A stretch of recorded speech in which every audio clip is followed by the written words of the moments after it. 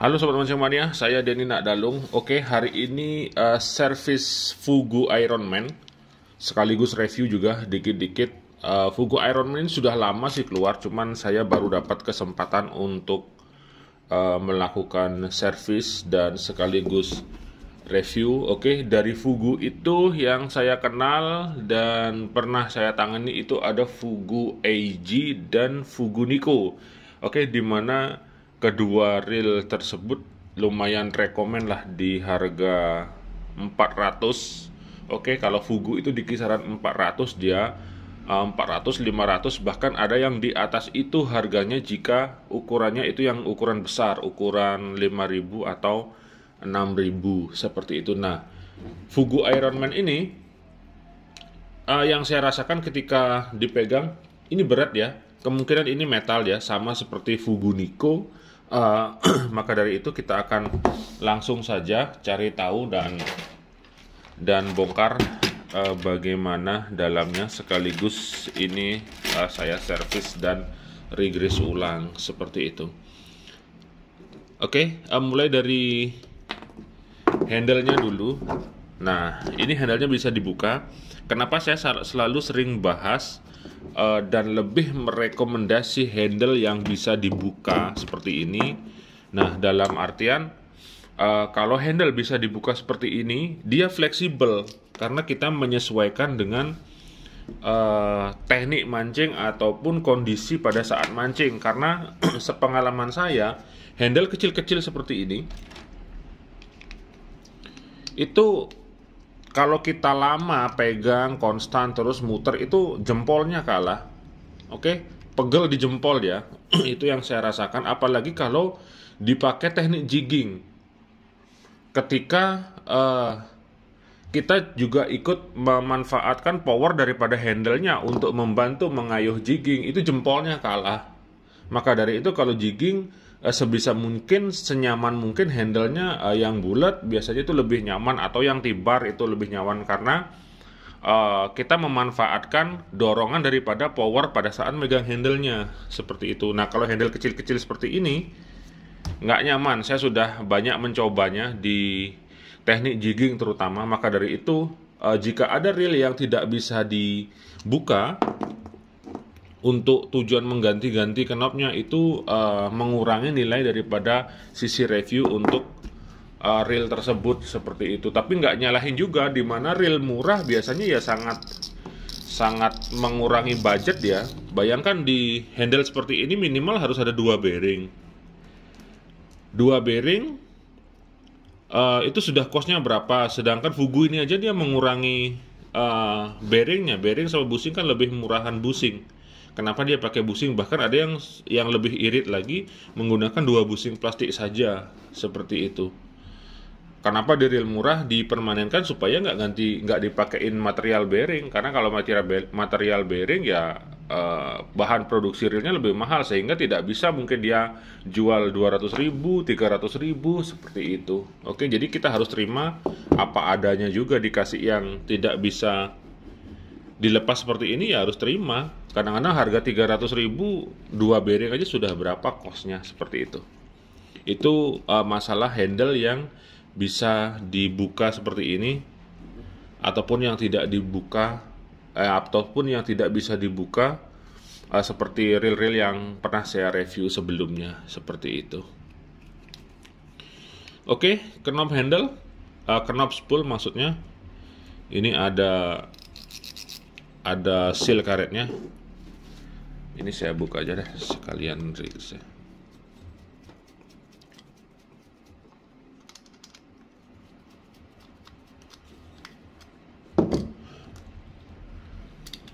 Oke, untuk knob spoolnya saya rasa di kisaran reel 300 hingga 500.000 saya rasa sama sih, mirip-mirip dengan bahan ininya aluminium biasanya. Nah, seperti ini. Di bagian ini juga terkadang harus sering kita cek juga, karena kadang-kadang kalah klikernya. Oke, kemudian kalah bautnya, sehingga kalau kalah bautnya nanti dia dol dengan ininya, nggak bisa dibaut dia. Maka dari itu kalau memasang spool, pastikan harus benar-benar pas dia posisi knopnya. Oke, ini saya ambilkan contoh ya. Misalnya gini nih. Kita pasang spool ini, servis sambil review dan berbagai ilmu pengetahuan ya. Ketika kita masang spool ini posisinya harus pas dia dratnya. Kadang-kadang agak miring sedikit, tetap kita paksakan, nanti biasanya ininya kalah. Apalagi kalau bahan aluminiumnya nih aluminium yang tidak keras, aluminium yang misalnya yang grade-nya paling bawah misalnya. Salah sedikit saja dipaksa diputer, salah posisinya dia bisa dol karena ini aluminium, mineshaft-nya adalah stainless, otomatis aluminiumnya kalah dia. Seperti itu. Oke, jadi untuk reel-reel murah, bahkan reel mahal sekalipun, hati-hati dalam memasang knopnya, pastikan dia pas dulu, baru bisa kita kencangkan seperti itu. Oke, sampai di sana semoga paham ya. Pentingnya selalu care dan peduli dalam kondisi apapun di sebuah reel seperti itu. Oke, masuk ke drag washer. Ini pakai felt ya. Nah, seperti ini. Felt yang dikasih minyak, otomatis feltnya kalah dia. Nah, seperti ini, bisa dilihat ya. Ini kalah ini. Oke. Di sini pakai bushing saja. Ini saya rasa hemat budget sih. Kalau pakai bearing lagi mungkin reelnya bisa lebih mahal lagi. Seperti itu. Pakai bushing. Oh, tapi di sini disupport bearing sih. Di bagian klikernya, jadi tidak masalah. Sedangkan di sana hanya dikasih bantalan bushing saja di sini di bagian depannya. Kalau di bagian bawah spoolnya ini pakai bearing ya.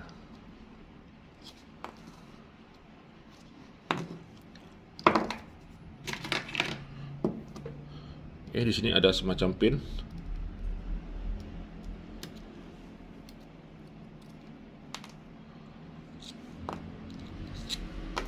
Nah, seperti ini. Ini reelnya full minyak ya. Kayaknya terlalu rajin ini pemilik reelnya ngasih minyak.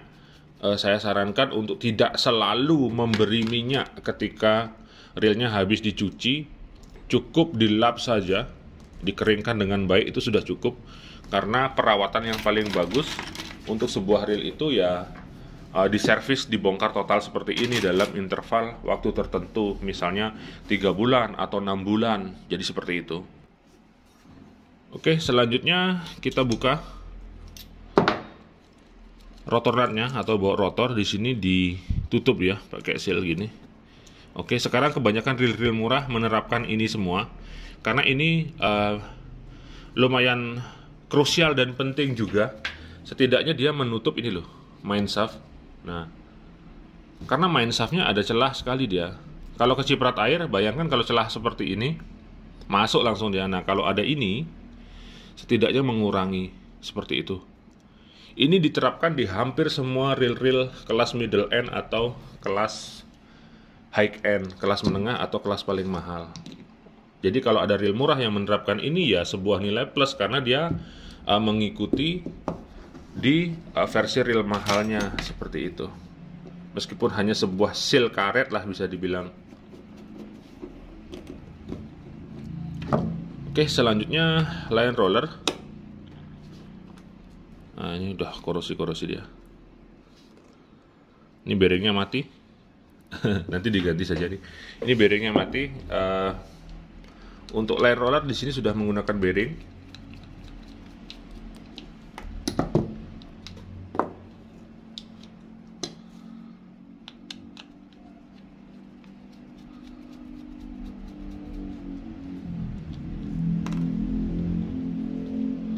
Kita cek sekarang komponen bile armnya.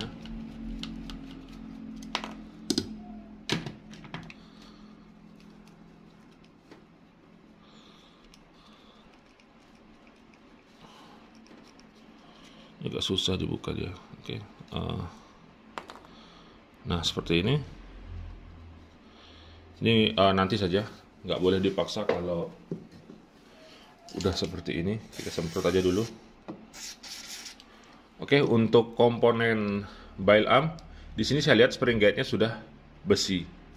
Nah, di sini spring guide-nya besi, kemudian lever tripnya juga besi. Cuman ini saya diamkan dulu deh, jangan dipaksa, nanti patah nanti.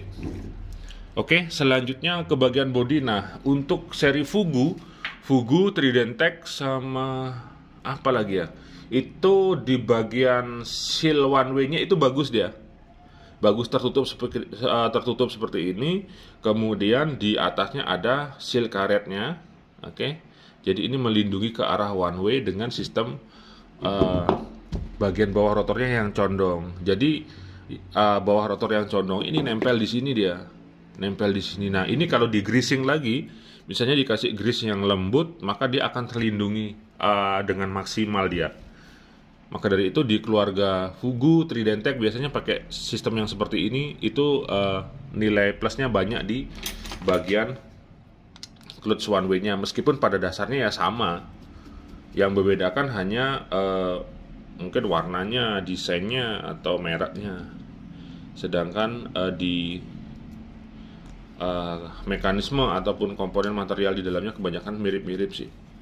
Reel murah itu memang banyak yang sama dan mirip komponennya.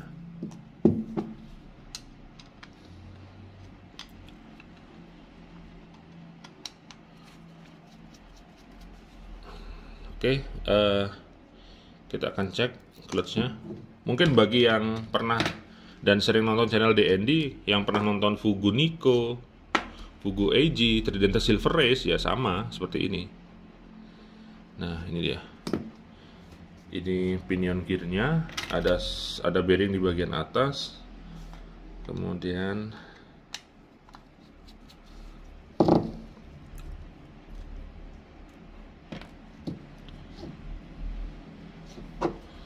saya akan buka baut bodinya.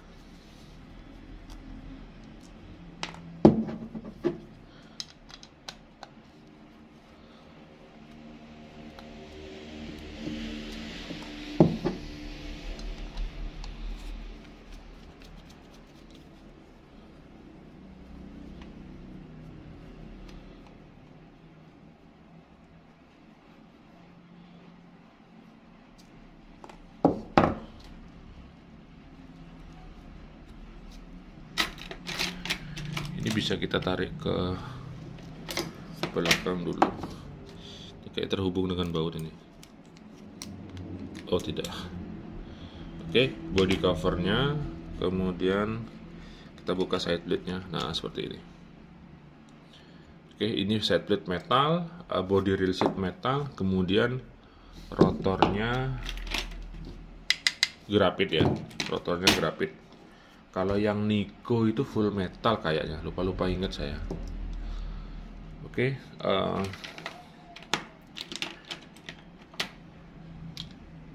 ini gearnya lumayan tebal sih. Oke, seperti ini gearnya. Kemudian ada satu support slider guide di bagian bawah. Kalau ada yang dua, misalnya bagian bawah, bagian atas, itu lebih bagus lagi.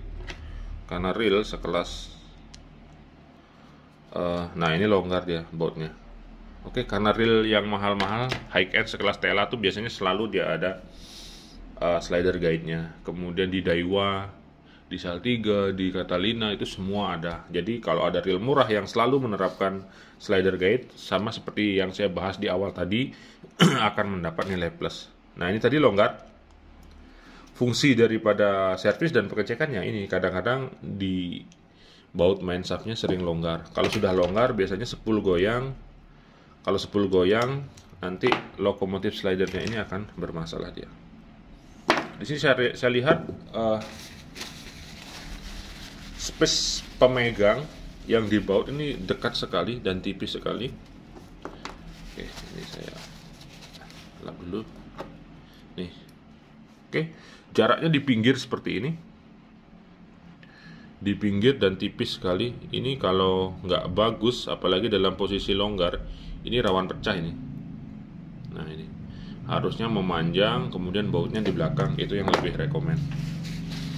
Oke, jadi di channel ini kita bisa lihat sampai sedetail-detailnya di bagian dalamnya ya, untuk menentukan apakah uh, ini menjadi pilihan terbaik Anda atau tidak, di sana Anda bisa menentukan sendiri. Minimal bisa melihat bagian dalam mesinnya.